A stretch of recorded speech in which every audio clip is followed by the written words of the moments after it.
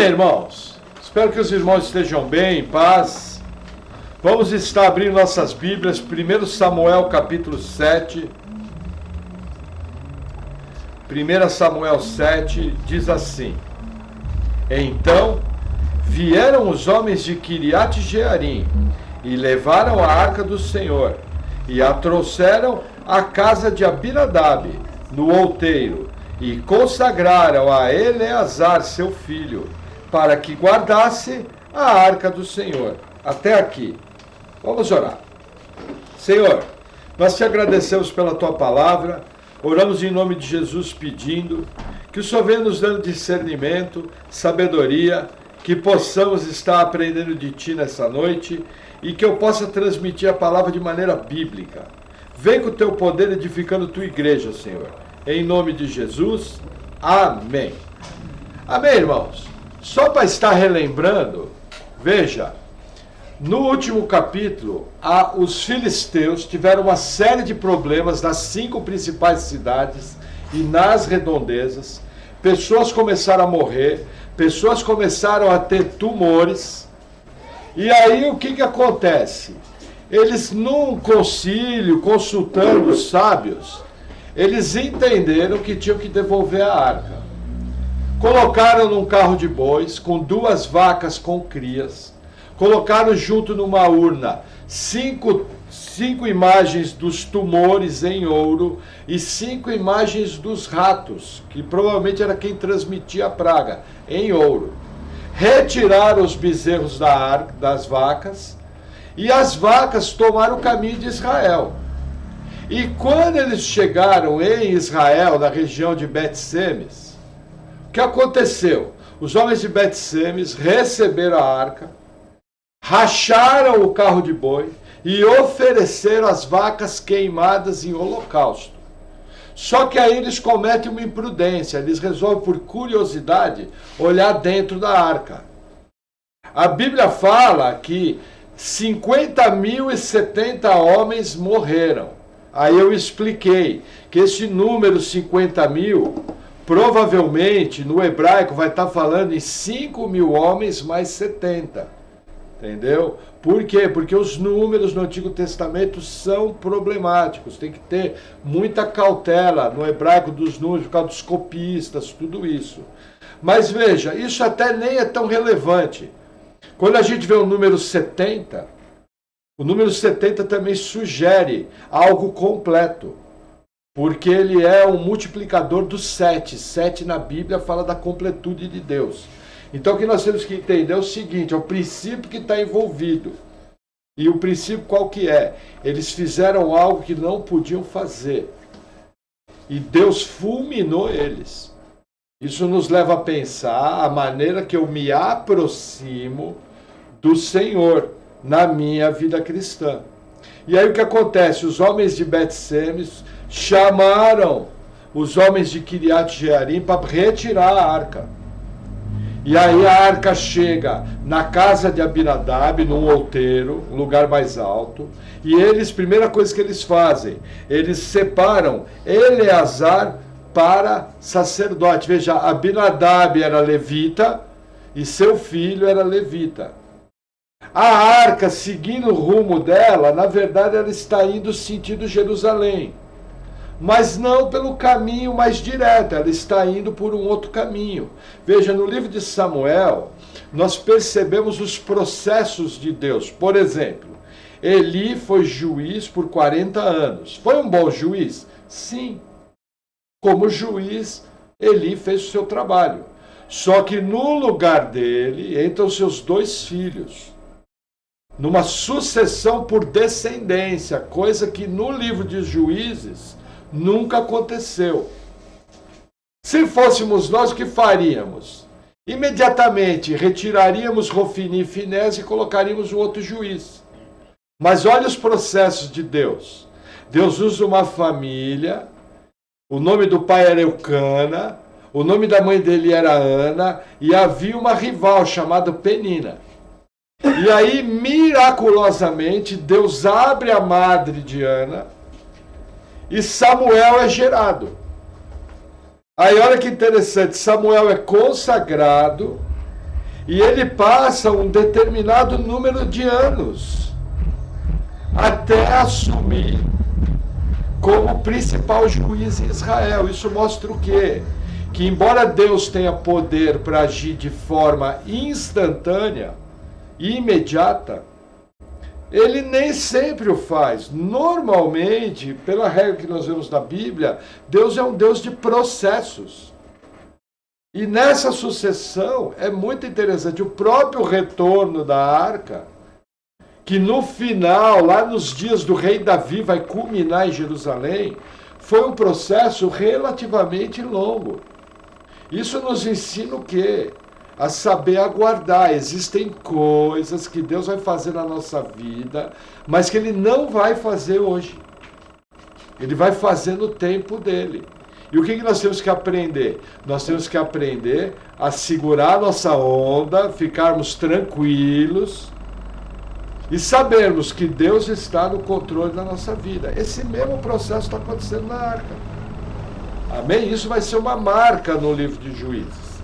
E a narrativa continua, versículo 2. E sucedeu o quê?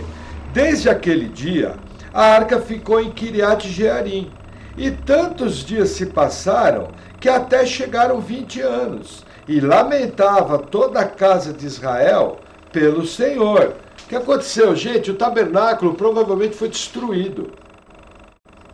Entendeu? O que o povo lamentava? Toda aquela tragédia que aconteceu, quando eles foram derrotados, a arca foi embora, perderam o tabernáculo, perderam tudo isso. Só restou a arca. Entendeu? Era isso que o povo lamentava.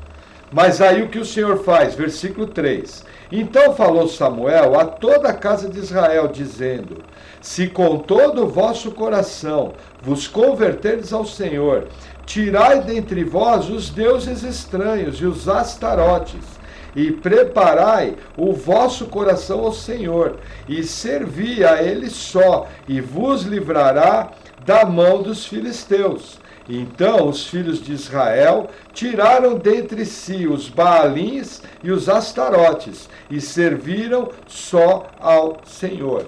Veja, é uma marca da Bíblia. Sempre ligado ao mover de Deus, acontece uma purificação espiritual. Isso acontece na nossa vida também. Quando você é salvo, você é envolvido com uma série de coisas erradas. O que Deus faz? Ele começa a purificar a sua vida, limpar tudo aquilo que não presta e começa a transformar. Isso é uma marca da vida cristã. Vida cristã, conversão que não tem purificação, duvide dessa conversão. Provavelmente não é verdadeira. Sempre Deus traz mudanças na nossa vida. Vai nos mostrando, ó, mude isso, pare com aquilo, aquilo ali está errado, mude. E esse é o processo de Deus. Aqui no caso, olha que interessante, quem eram os Astarotes? Os Astarotes eram uma divindade feminina, conhecida como Rainha dos Céus. O nome não te é parecido? Veja, na maioria das culturas antigas existe a presença de uma deusa. Isso acontece no Egito, Ísis e Horus. Isso acontecia na Babilônia, a deusa Ishtar. Isso acontece no Japão, Ishiwara e Ishi. Isso acontece na Índia com Shiva e outras deusas. É uma marca das culturas, divindades femininas. Por exemplo, no Império Romano tinha Ceres e Pluto, Ceres e sua mãe, entendeu? Aí no Império Grego tinha Atena, sempre uma divindade, tinha Diana dos Efésios, sempre uma divindade feminina. Isso é uma marca que vai lá atrás, provavelmente começou em Gênesis 10, com um camarada que a Bíblia chama de Nimrod. Então essa adoração à deusa, ela se arrasta há milhares de anos e chegou até os nossos dias. Entendeu? Ela só foi modificando os nomes. As mesmas coisas, os Baalins. Baal quer dizer Senhor. Baal era um deus cananita da fertilidade. Mas ele se apresenta em vários nomes da Bíblia. Entendeu? Também hoje você anda num mundo paganizado, existem muitos deuses masculinos. Mas principalmente a marca que a gente vê são as divindades femininas. Estão marcadas em praticamente todas as culturas. Entendeu? Então o que Samuel fala? Olha, se vocês se converterem, se vocês limparem toda essa porcaria, Deus vai ser com vocês. Lembra que quando a arca chegou no acampamento dos israelitas lá na guerra, o que os filisteus falaram? Ai de nós, os deuses israelitas chegaram. Lembra que eu falei que eu ia explicar por que eles usaram o termo deuses e não usaram o termo Deus de Israel? Porque a idolatria em Israel era tão grande que até os filisteus sabiam disso. E quando eles veem a arca chegar para a guerra, qual foi a frase deles? Nossos deuses de Israel chegaram. Nada é à toa na Bíblia, tudo é escrito por inspiração do Espírito Santo.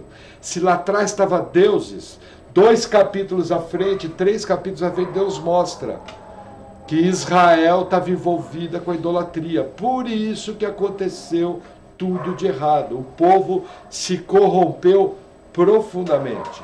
Mas a narrativa continua, versículo 5. Disse mais Samuel: congregai a todo Israel em Mispá, e orarei por vós ao Senhor. E congregaram-se em Mispá, e tiraram água, e derramaram perante o Senhor, e jejuaram naquele dia, e disseram ali: pecamos contra o Senhor. E julgava Samuel os filhos de Israel em Mispá. Gente, o que acontece?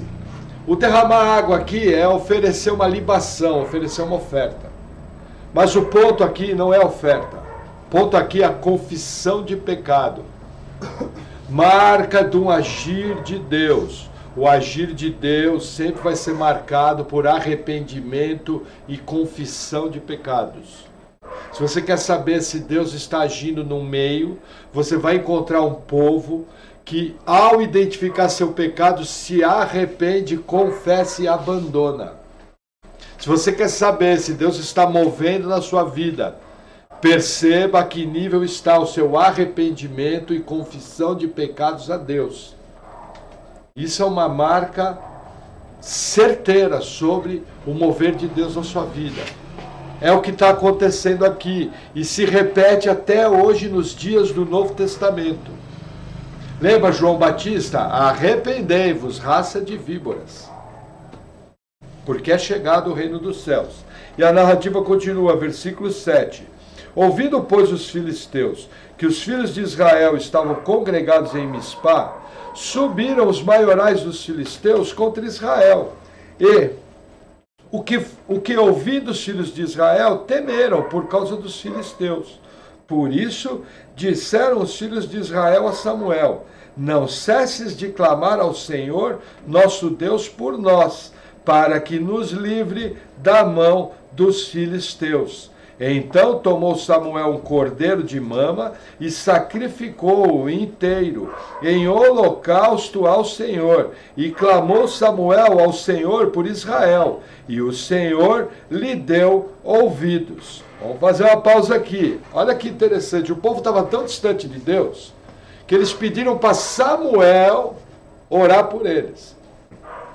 Samuel não se faz de rogado, pega um bezerro novo e oferece em holocausto ao Senhor. Deus aceita aquela prática espiritual e responde. Olha o versículo 12. Não, olha o versículo 10.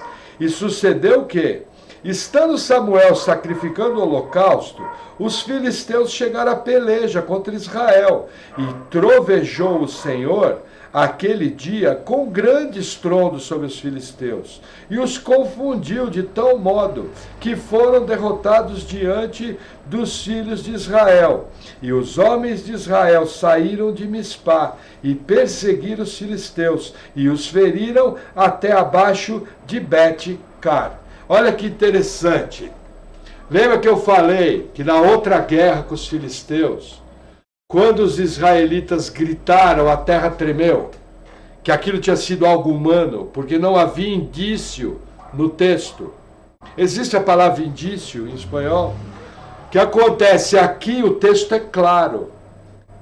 Deus age através da natureza, trovejando com uma tempestade fortíssima, forte num ponto tal que confundiu todos os inimigos, que trouxe derrota para eles e capacitou as tropas de Israel saírem da cidade de Mispá e fazerem uma perseguição e derrotarem os filisteus. Aqui o texto é claro, Deus usando as forças da natureza para realizar o seu propósito. Uma das provas que Jesus Cristo é Deus é quando ele está atravessando o mar da Galileia e acalma uma tempestade. Ali somente um Deus poderia fazer aquilo. Entendeu? A gente vê as mesmas marcas. Antigo Testamento, Deus usa e controla as forças da natureza. Novo Testamento, Deus usa e controla as forças da natureza. É o mesmo Deus. Amém? E a narrativa continua, versículo 12. Então tomou Samuel uma pedra e a pôs entre Mispá e Sem, e chamou o nome dela Ebenezer, e disse: até aqui nos ajudou o Senhor. Assim, os filisteus foram abatidos, e nunca mais vieram aos termos de Israel, porquanto foi a mão do Senhor contra os filisteus todos os dias de Samuel. E as cidades que os filisteus tinham tomado a Israel foram restituídas a Israel, desde Ecrom até Gate, e até os seus termos Israel arrebatou da mão dos filisteus, e houve paz entre Israel e entre os amorreus. Gente, entenda, a pedra é um memorial, parecido ao que Jacó fez em Betel quando sonhou com a escada de anjo. A pedra que ele dormiu, ele colocou de memorial, parecida com outros altares da Bíblia. Essa pedra é um memorial. Agora, olha que interessante, o ponto aqui é mais profundo. O que eu aprendo aqui? Deus protege um povo obediente. E eu percebo que isso continua até dias do Novo Testamento. Lógico, no Novo Testamento, os cristãos passam por aflições. Mas não é uma vida de aflição. Se você olhar à sua volta, você teve muito mais bons momentos do que momentos ruins. Você tem luta? Tem, mas tem dias de muita graça. Mas o que nós temos que entender? Quando eu estou com a vida em ordem, quando eu estou obedecendo a Deus e algo ruim acontece, eu tenho convicção de que Deus está no controle daquilo. Lembra que no livro de Tiago, a Bíblia fala que Deus não permite tentação que você não possa resistir? O que Tiago está ensinando? Pode ser a luta que for. Deus vai te capacitar a vencer aquela luta.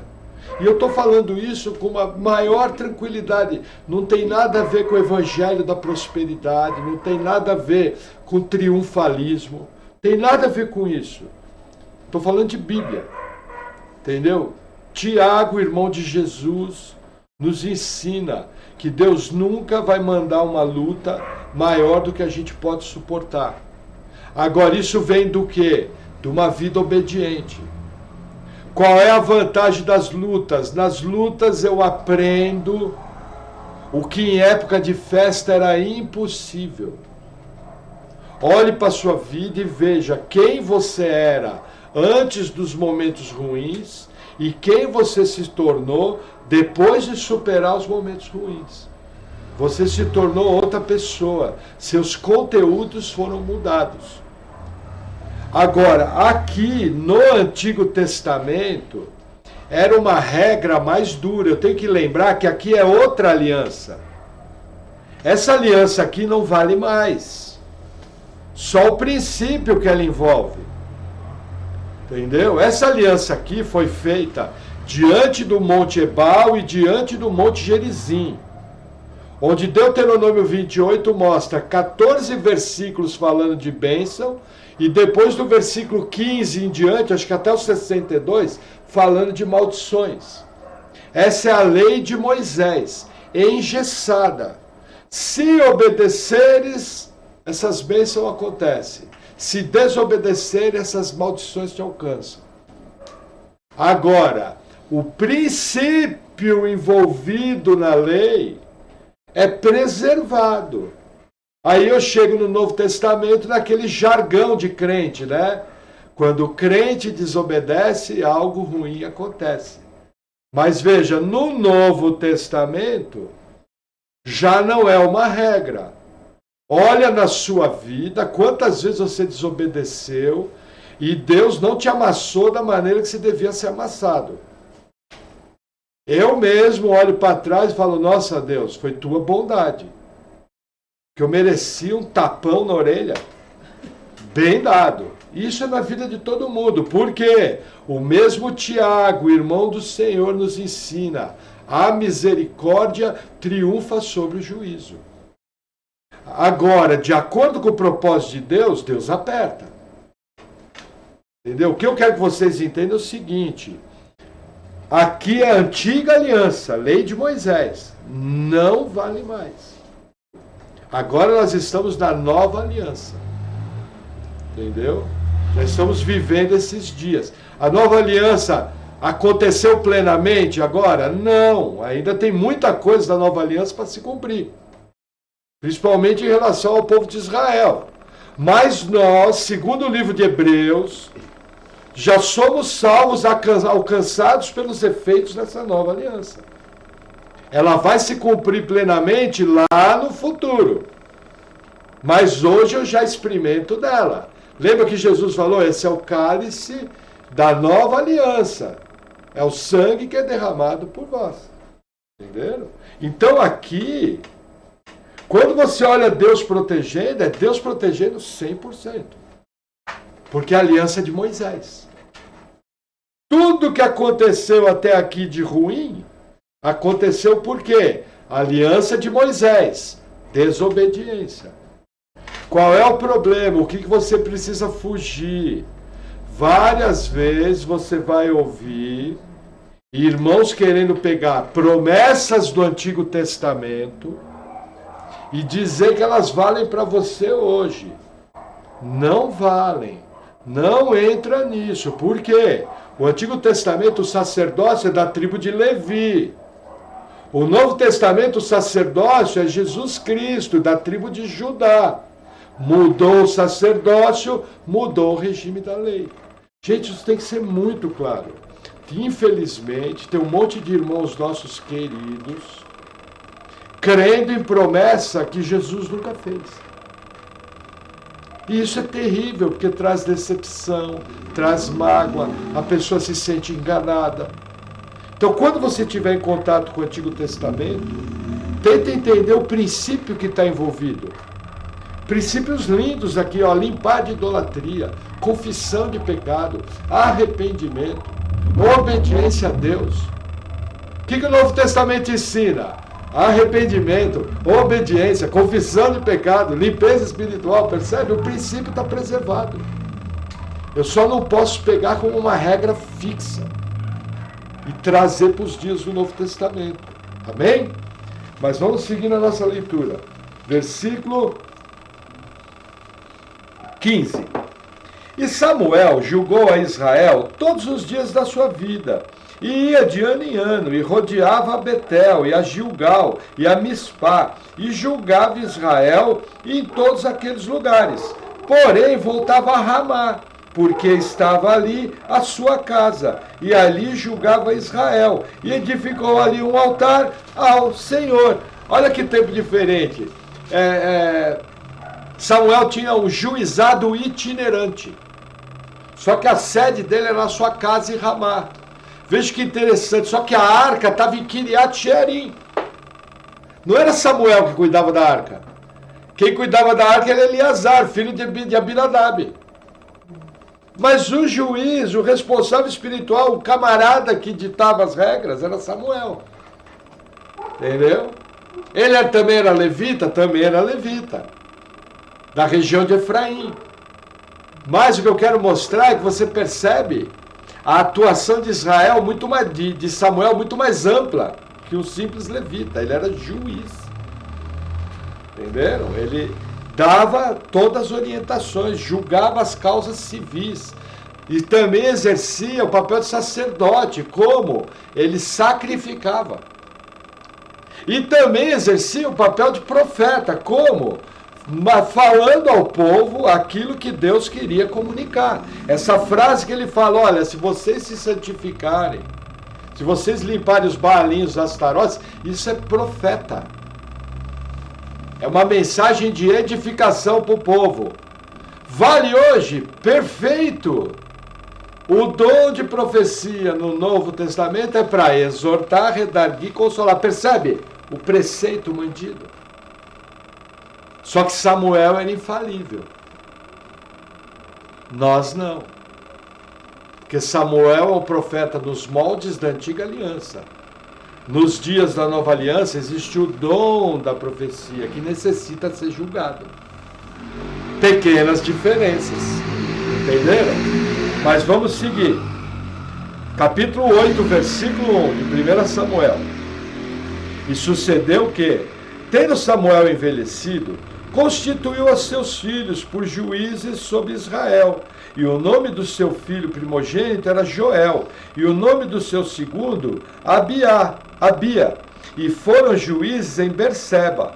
Porém, seus filhos não andaram pelos caminhos deles, antes se inclinaram à avareza, e aceitaram o suborno, e perverteram o direito. Olha que interessante, os filhos de Samuel eram corruptos, igual os filhos de Eli. Aqui nos mostra, gente, isso aqui tem uma regra super importante. Veja, não é garantia que se os pais forem piedosos, os filhos vão ser piedosos. Agora, existe uma enorme diferença entre Eli e Samuel.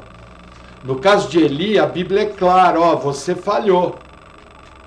Você errou. No caso de Samuel, a Bíblia não cita uma palavra. No mesmo contexto. Nós temos que entender que aqui nós estamos falando do mesmo tempo. O que nos leva a pensar que Samuel não errou em relação aos seus filhos. Isso acontece até hoje? Sim, está cheio de casal piedoso que o filho é ímpio. Que o filho não quer nem pisar na igreja. Isso nos faz lembrar Ezequiel 18. O filho não responderá pelo pecado do pai, o pai não responderá pelo pecado do filho. A alma que pecar, essa morrerá. Se o pai agir bem, Deus abençoa. Se o filho agir bem, também Deus abençoa. Entendeu? Agora, eu pergunto, não é muito mais tranquilo você saber que fez a sua parte? Você está de consciência limpa? Outro detalhe, quem garante que lá no leito de morte, aquele seu filho que nunca foi para a igreja, nasce de novo, passa a amar a Deus, crendo em Jesus e é salvo? Você não sabe. Eu pergunto, você ficaria feliz se um filho seu ímpio fosse salvo? O beisebol não tem tempo, né? Tem tempo o beisebol? Horário? É quartos, como é que é? Por exemplo, futebol é primeiro tempo, segundo tempo. Não. Então no final do último tempo, o seu filho é salvo. Você ficaria feliz? Lógico. Entendeu? Então, assim, nós temos que entender que temos que fazer o nosso papel.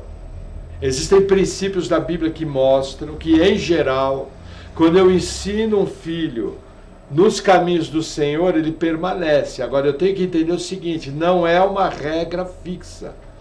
Eu não posso pegar provérbios, e aquele provérbio que fala, ensina o teu filho no caminho, para quando ele for grande, não se desvie dele. Eu não posso engessar esse provérbio. Provérbio é um livro que tem uma amostragem, é poesia hebraica. Ele mostra generalidades. Entendeu? E a Bíblia repete isso. A gente vê pessoa ímpia que o filho deu boa coisa. E a gente vê pessoa santa que o filho era tranqueira, não prestava. Isso derruba a tese da maldição hereditária para o povo de Deus. É mais um argumento contra a maldição hereditária. Aquele que está em Cristo, nova criatura é, as coisas velhas passaram, tudo se fez novo. Gálatas, Jesus se fez maldição no nosso lugar, porque está escrito, maldito aquele que for pendurado no madeiro. Jesus já levou a maldição. Entendeu? Então, assim, cuidado com certos ensinos que existem hoje. Mas vamos seguir na nossa leitura, versículo 4. Então, todos os anciãos de Israel se congregaram e vieram a Samuel a Ramá e disseram-lhe, eis que já estás velho e teus filhos não andam pelos teus caminhos. Constitui-nos, pois, agora um rei sobre nós, para que ele nos julgue, como o tem todas as nações.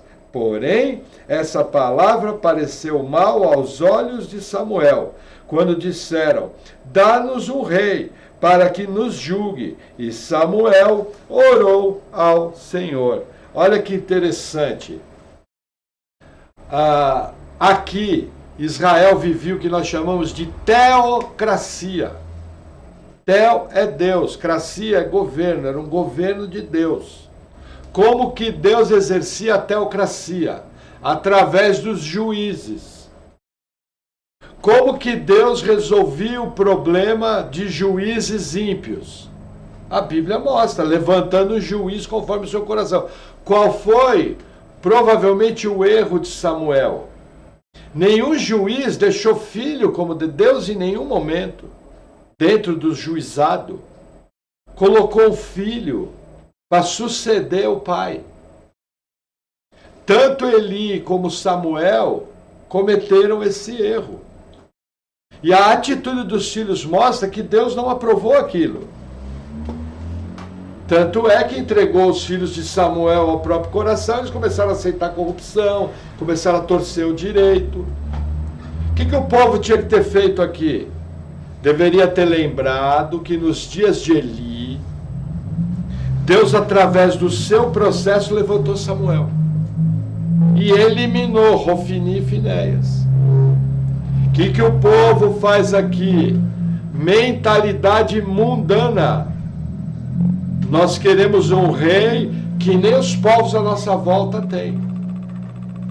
Sabe quando o crente olha para as coisas do mundo e acha que o mundo está se divertindo e que a vida de crente é chata? Normalmente isso acontece muito com os jovens. Porque o jovem que ama o Senhor, ele tem que trazer para si limitações. Ele não vai viver uma vida ímpia como está aí fora. Mas nos dias de hoje isso envolve até os casais. Veja, o índice de infidelidade dentro dos casais é enorme.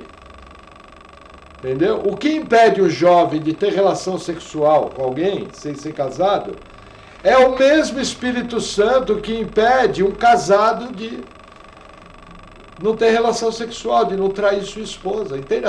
Hoje em dia a tentação é igual. Entenderam? Então nós temos que entender que precisamos tomar cuidado quando olhamos para fora. Nossa, lá no mundo é legal, lá no mundo a turma se diverte, lá no mundo a turma tem namorada, lá no mundo o camarada tem amante. Amante é outra mulher.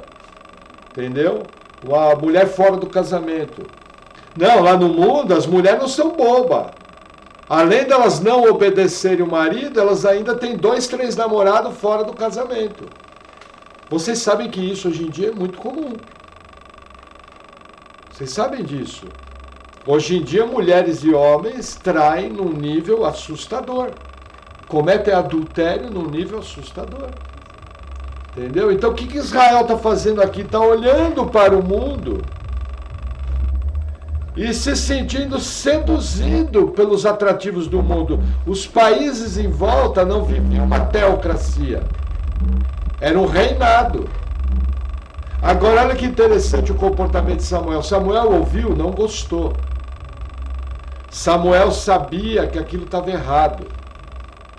O que Samuel faz? Samuel mostra uma qualidade sua. Em vez de ele meter a boca no povo, ele faz o que nós deveríamos fazer sempre que somos contrários. Gente, você ouviu algo. Aqui tem um princípio, tá? Não é uma lei. É um princípio. Entendeu? Quando você ouvir algo que te desagrada, quando você ouvir algo que te incomoda, pare. E vai orar a Deus qual é o motivo que aquilo está te incomodando. Provavelmente, aonde incomoda, aonde desagrada, é ali que Deus quer mexer. Por que existem coisas que nos incomodam tanto? Em que ferida tocou que doeu? Percebe? Por que às vezes quando alguém fala algo te irrita tanto? Tem coisa mal resolvida aí. Isso é algo para você pensar. Então, foi contrariado? Vai orar e Deus vai ministrar a sua vida. É o que acontece aqui, versículo 7. E disse o Senhor a Samuel: ouve a voz do povo em tudo quanto te dizem, pois não te tem rejeitado a ti, antes a mim me tem rejeitado, para eu não reinar sobre eles. Conforme a todas as obras que fizeram, desde o dia em que os tirei do Egito até o dia de hoje, a mim me deixaram, e a outros deuses serviram. Assim também fazem a ti. Agora, pois, ouve a sua voz, porém, protesta-lhes solenemente e declara-lhes qual será o costume do rei que houver de reinar sobre eles. O que Deus fala? Samuel, eles não estão rejeitando a você, estão rejeitando a mim. Eu governo o povo através dos juízes. Eles estão confiando no braço do homem, isso eu estou falando. Eles estão confiando em governo humano. Eles deveriam confiar em mim, só que o que acontece? Desde que eu tirei eles do Egito, eles me abandonaram. E estão seguindo outros deuses. Então o que eles estão fazendo agora é consequência de tudo isso, de todas essas coisas erradas. Agora, você vai falar para eles o que tem que ser falado. Você vai acatar, você vai trazer um rei, mas você vai mostrar para eles o tamanho do erro do que eles estão fazendo. Aonde que eu vejo isso hoje? O tamanho do erro que eu cometo? Simples, na Bíblia. Eu não preciso do profeta Samuel hoje. É só eu abrir minha Bíblia. Que ela tem tudo que eu preciso saber. É mais fácil ou não é? Aí eu pergunto, no dia do tribunal de Cristo, quando você for responder suas obras a Jesus, você vai poder alegar que não sabia? É algo para pensar, né? Esse povo aqui não tinha Bíblia escrita. Precisou Samuel anunciar. Hoje eu tenho todo um Novo Testamento escrito mostrando as áreas de desobediência, qual que é a consequência. Não precisa levantar ninguém, basta ler. Ah, pastor, eu não sei ler. Entra no YouTube e ouve a Bíblia. Não tem desculpa. Ah, eu não tenho YouTube. Pergunta para o pastor. Ah, eu não tenho pastor. Pergunta para um amigo seu crente, você quer conversar com o pastor dele, que ele vai te atender. Não tem desculpa. Percebe como hoje em dia a coisa é muito mais fácil? Está escrito. Percebe porque hoje em dia a atividade profética é diferente do que era no Antigo Testamento. Hoje em dia é o extraordinário, é a cerejinha do bolo. Sabe o que é cereja? Aquela frutinha vermelha redondinha, deve ter um outro nome. Cereça, isso. Como não sabe o que é cereça? Entendeu? Tá? Amém? Não vou brincar não, porque aí eu já fico empolgado. Vamos lá, vamos seguir, versículo 10. E falou Samuel todas as palavras do Senhor ao povo, que lhe pediu um rei, e disse: esse será o costume do rei, que houver de reinar sobre vós. Ele tomará os vossos filhos, e os empregará nos seus carros, e como seus cavaleiros, para que corram adiante dos seus carros. E os porá por chefes de 1000, e chefes sobre 50, e para que lavrem a sua lavoura, e façam a sua cega, e fabriquem as suas armas de guerra, e os petrechos de seus carros. E tomará as vossas filhas para perfumistas, cozinheiras e padeiras, e tomará o melhor das vossas terras, e das vossas vinhas, e dos vossos olivais, e os dará aos seus servos, e as vossas sementes e as vossas vinhas dizimará, para dar aos seus oficiais e aos seus servos. Também os vossos servos e as vossas servas, e os vossos melhores moços, e os vossos jumentos tomará, e os empregará no seu trabalho. Dizimará o vosso rebanho, e vós lhes servireis de servos. Então, naquele dia, clamareis por causa do vosso rei, que vós houverdes escolhido, mas o Senhor não vos ouvirá naquele dia. Olha que interessante, primeiro ponto. Quem é o pai do povo de Israel? Abraão. Qual foi a promessa de Deus para Abraão? De ti sairão reis. Na aliança de Moisés, fala de reis? Sim. Israel ter rei fazia parte do plano de Deus? Sim. Como eu sei, primeiro motivo, aconteceu. História 100% no controle. Segundo motivo, tem referência bíblica. Agora, olha que interessante. Soberania de Deus, vai haver um rei. Responsabilidade humana. Ó, avisa o povo que o rei vai fazer, porque eles vão chorar diante de mim por causa do rei ímpio. Quem determinou que haveria um rei? Deus. Aqui na terra, quem é responsável? O povo. Lembra? A linha de trem com 2 trilhos. Soberania de Deus, vontade humana, caminham juntas, vão se encontrar na eternidade. O que Deus está fazendo aqui? Deus está provando o povo. Deus pega Samuel e fala, ó, avisa eles o que vai acontecer. O que Samuel fala aqui, ó, vai pegar força de trabalho, vai cobrar impostos. Esses reis vão ser ímpios. Eles vão oprimir o povo. Aí agora eu falando, não o texto. Veja, eu sou um Deus bom que cuido de vocês sem tudo isso. Vocês estão confiando no governo humano. O governo humano vai trazer todos esses problemas. Percebem?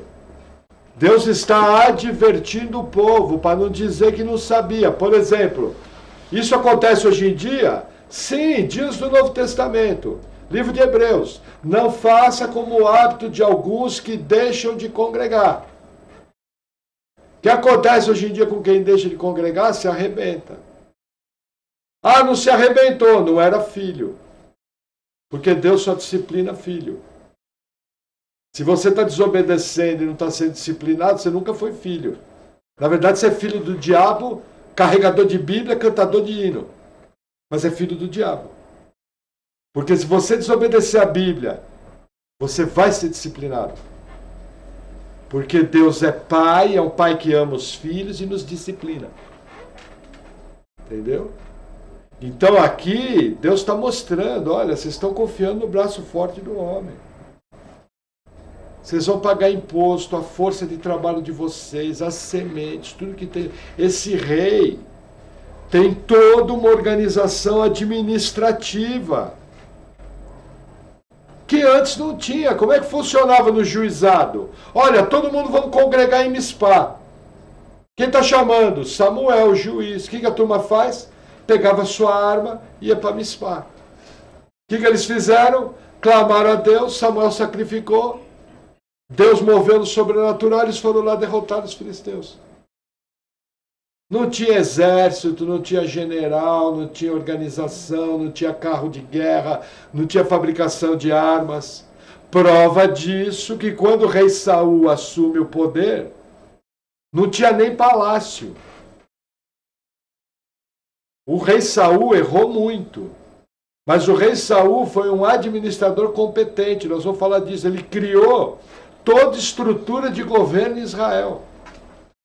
Mas nós vamos falar disso nos capítulos da frente. Mas não tinha nada. É o que Samuel está falando aqui. Olha, vai custar caro esse rei.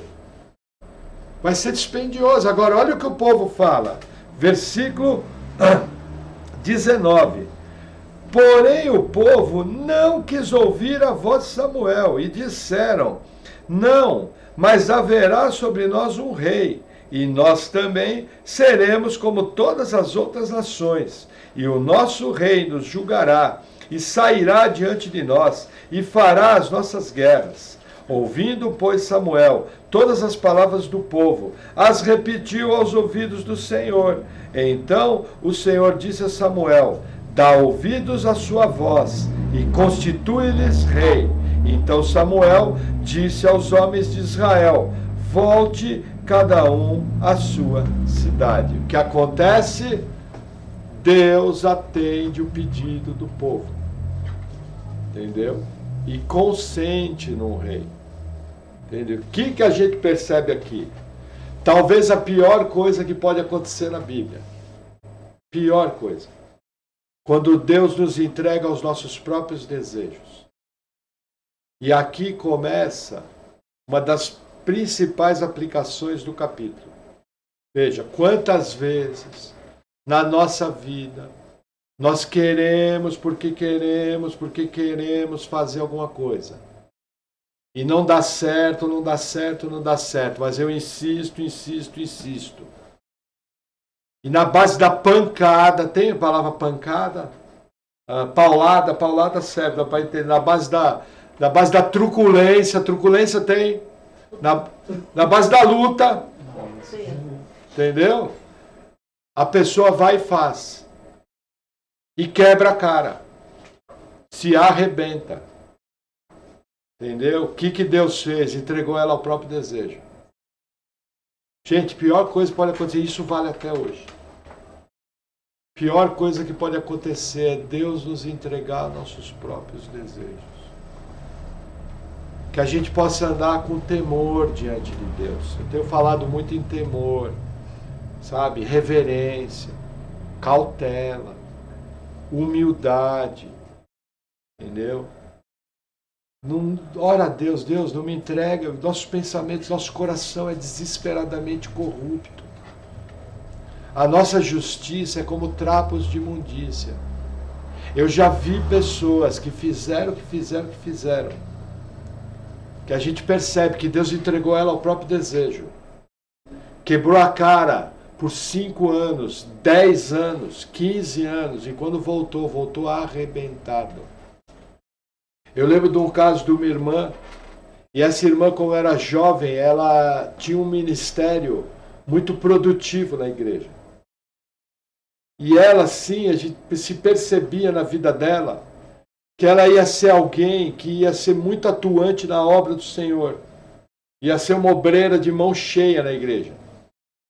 Daquelas obreiras diferenciadas. De repente, num determinado momento, entrou num relacionamento. Um relacionamento com um ímpio. E em desobediência a Deus, firmou aquele relacionamento.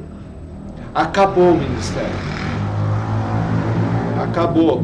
Passados anos, uma vida sem sal, sem sabor, um casamento besta, todo o brilho da obra de Deus foi embora e já não havia mais conserto. O que aconteceu? Deus a entregou aos próprios desejos. Na igreja onde eu fui salvo, lá em São Paulo, tinha uma menina, sabe aquelas filhinhas de papai extremamente mimada? Tem a palavra mimado? Extremamente mimado. Aí o que acontece? Fazia tudo o que queria, não ligava para as coisas de Deus, não era firme na igreja, desobedecia os pais. De repente fugiu de casa com um homem mais velho, sem dar notícia para os pais. O que aconteceu? Passados aproximadamente 7, 8 anos, ela apareceu. Sozinha, mãe de 2 filhos, abandonada pelo marido. Só que aí tem o seguinte, ela tinha conteúdo. Foi tão amassada quando foi entregue aos seus desejos, que aprendeu. Só que aprendeu da pior forma.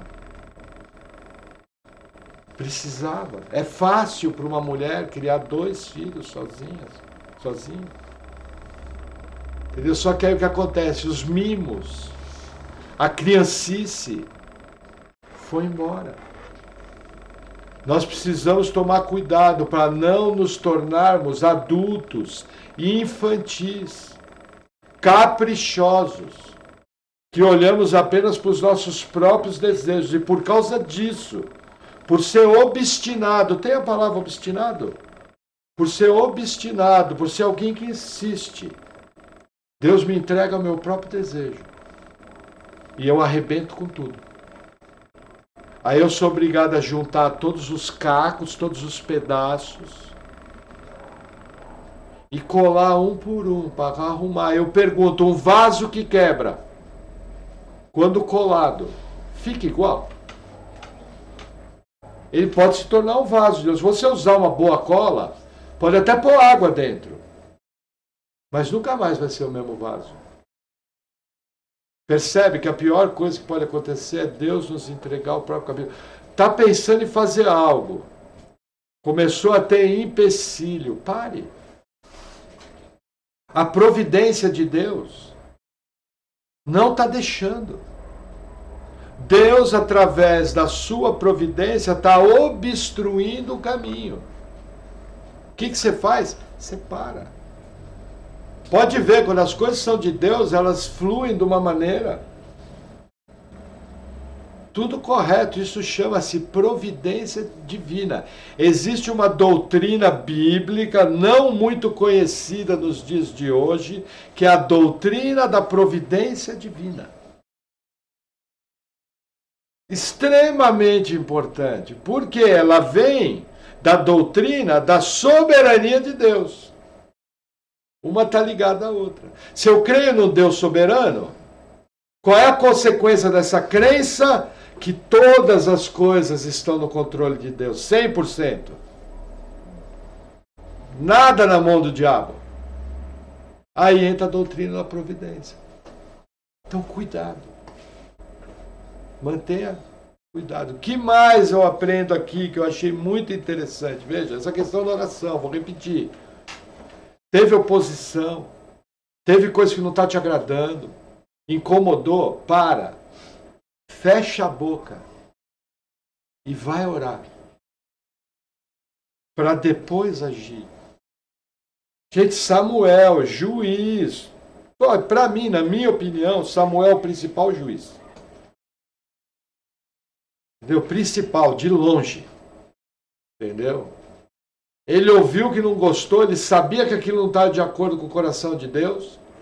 Ele se sentiu reprovado pelo povo. Nós vamos ver isso mais à frente na aposentadoria dele. Mesmo assim, ele se calou. Ele não respondeu, foi orar. Foi apresentar o problema para quem pode resolver. Por quê? Porque o grande problema era o quê? O povo estava mundano. O povo estava com os olhos nas coisas do mundo. Toda vez que um crente se sentir atraído pelas coisas do mundo, ele vai ter problema. Ah, pastor, base bíblica, Romanos 12:1. Não vos conformeis com esse mundo. O que é? Não tomais a forma desse mundo. Mas transformai a vossa mente. Como eu transformo a mente? Pela palavra. Entendeu? Para que experimenteis a boa, perfeita e agradável vontade do Senhor. Entendeu? Você nunca pode olhar para o mundo. Gente, o mundo, ele tem o seu glamour, mas ele conta, ele tem o seu luxo. Entenderam? Ele conta um lado da história. Mas, em geral, as pessoas estão com a vida destruída, sem estrutura, sem nada. Eu estava vendo hoje uma aula do pastor Marcos Granconato sobre história da igreja. E um grande herói da fé, chamado Tertuliano de Cartago, no norte da África, ele falou para o imperador romano, falou, o sangue dos cristãos é semente. E era, por quê? Porque quando um cristão morria, martirizado, ele dava testemunho. Dava um testemunho tal que os pagãos, quando olhavam, o que acontecia? Eles olhavam e falavam, que essa pessoa sabe que eu não sei. E aí eles procuravam conhecer o cristianismo e eram salvos. Porque a fé dos mártires tocava eles. Porque no mundo é uma vida vazia. Tenta olhar para você antes de você conhecer a Cristo. O que você tem são momentos felizes, unidos um a um por angústia, por incerteza, por sofrimento, por briga. Olha como vivem os ímpios.